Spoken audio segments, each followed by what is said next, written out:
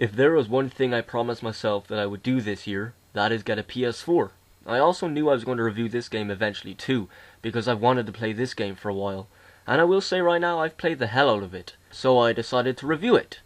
Ubisoft began developing this game in 2009.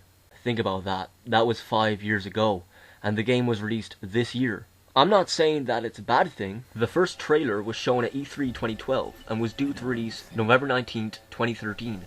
But the developers felt that it needed more polishing, so they changed the date, and the game was then released May 27th, 2014. Watch Dogs was actually very anticipated. In the UK, the game sold 4 million copies in the first week. Okay, enough of this rambling, let's get to Watch Dogs and see what the game has to offer. Here is Aiden Pierce. In the game, he is seen as a vigilante, but he is a hacker. I see him as an anti-hero, sort of like, well, every GTA protagonist ever. I do feel that they could have given him a better personality. It seems that it's his friends with the better personalities. I do wish we could choose a different attire. I love that trench coat, but maybe we could wear something Nathan Drake wears, or Daryl from The Walking Dead. I don't know. At least you can change the colors and designs though. Anyway, he can steal any vehicle, shoot any pedestrian on the street, and even hack into people's lives. Considering I told you he's a hacker, I bet you're not that surprised. Well, it is pretty cool though. Just walk up to any person on the street, take out your phone, and you're good to go. Each person even has a name. Obviously in real life, that's a normal thing, but in a game with all these people, I'm pretty impressed with that. Anyways, each person will show a brief history too. Watch Dogs is set in Chicago, although it is slightly changed from the real city. There is an operating system called CTOS. This gives Aiden the ability to enter the hacking mechanic, which is in his phone. This is one of the major features in the game. You'll be using this throughout the entire game. You can do stuff like stop traffic lights, find these and blow them up, and you can do other things too. It says right here, hacking is our weapon. This is the slogan for the game, but to be honest people, hacking doesn't always do the trick for me. Sometimes you gotta fuck shit up with your machinery. Yeah, the old fashioned way, bitch. During missions, you'll also use hacking and guns, so it's not always hacking. I just wanted to point that out. Chicago looks beautiful in this game. The water is probably the best looking water I've seen in quite a while in a video game. I also like when the city becomes dark and rainy because it really shows off the details of wet roads, papers flying around the street, people with umbrellas, rain hidden in the ground creating these little puddles. Even your trench coat will get wet if you stay in the rain too long. You will see things like people in groups hanging out and talking, a man hugging his girlfriend from behind. Isn't that just cute? Look at that. Even two men rapping, which I did find amusing to see. You'll eventually come across this little mini game that I found on the street. You gotta shoot these, things. But it is mildly amusing. Get on the train and even walk around inside while it's moving. That's pretty damn cool. Play chess, play poker, and more things to do in the city. And no, I don't know how to play poker. This is just an example. If you need a vehicle, go to Car on Demand to have a car magically delivered to you, but sometimes it will be far away and it can be a bitch to run to, at least in my opinion. Go to your hideout where you can go to sleep or change your outfit. This isn't exactly new in an open world game, but you know it's there. The cops are very strict in this game.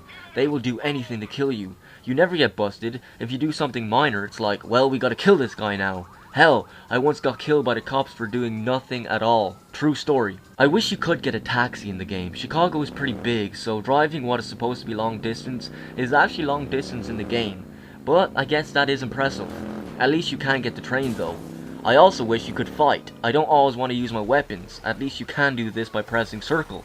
You can't just fight anyone on the street either. You can kill them with your guns, but really, I like the ability to use my fists.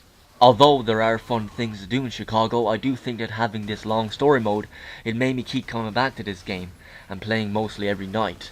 Plus it did give me something to look forward to during the day. Yes, the story mode is long, one of the longest story modes I've played, and I think it didn't need to be so long, but I also felt that it did make me think, how will this end? Where will Aiden Pierce end up? So I was totally addicted to the story. So really, even if it was long, at least the game did pull me back in and make me keep going. I do have to point out that the most difficult mission for me was a mission called By Any Means Necessary. I thought I would never pass it. This mission does not fuck around. You gotta really focus and hide as much as possible. One problem I do have is, in this mission you're supposed to hide, but when you are hiding, they can still see where you are no matter what, so that made it seem even more impossible to win. I'm sure you do have a different aspect in the story mode that was really difficult, and I would love if you left it in the comment section, but yes, this particular mission pissed me off, to be honest, so good job Ubisoft, good job! This right here is pretty complex too, but I did get better after a while. I'm not saying I'm even great at it, but you do get the hang of it. Essentially, it's a form of hacking, and I think this is close to what hacking is. I mean, I wouldn't know, but I'm guessing the developers did want it to be at least close to what it is in reality. You know, a lot of stealth is involved in story mode too. You'll be in these situations a few times, and although repetitive, I still had fun with it.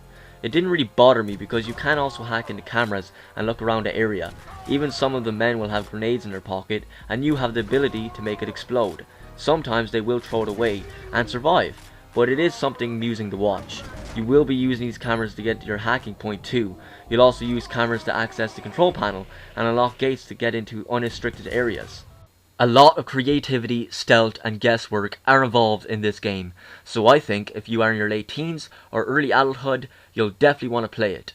Any younger, you may just want to free roam in the city and just cause trouble or something. Anyways, I did enjoy this game. It's the first game I have bought for my PS4 and I was not disappointed. Money well spent. Watch Dogs gets an 8 out of 10 from me.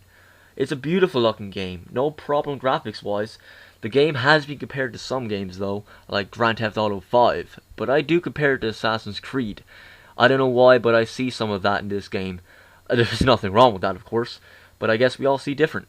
In the future, I would love a Watch Dogs 2 with a different city, and I don't mind if you use Aiden Pierce again, but please do show his personality more. I think they didn't do that enough in this game, but oh well. That is all from me, people. I hope you come back next time for another PS4 game from me. But for now, please, take care!